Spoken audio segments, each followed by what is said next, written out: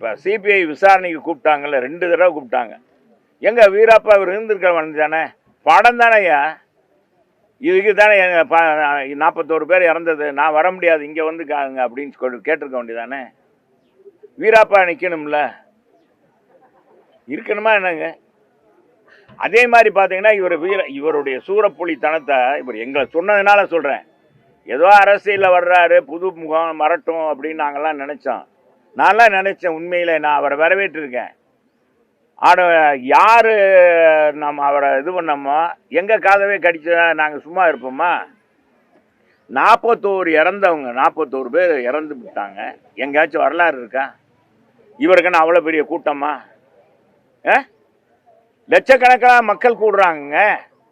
எவ்வளோ கட்டுக்கோப்பு. முதல்ல அவங்க ரசிகர்களை கட்டுப்படுத்த முடியுதா? ரசிகர்களை கட்டுப்படுத்த முடியுதா? 41 குடும்பத்தையும் உலகத்தில் எங்கேயும் கிடையாதுங்க. இறந்தவங்களை கூப்பிட்டு போன் போட்டு வீட்டுக்கு வாங்கன்னு கேதம் கேட்குற காட்சி தமிழகத்தில் புதியதுங்க. இதுதான் இந்த விஜய் செஞ்ச புதிய திட்டம்.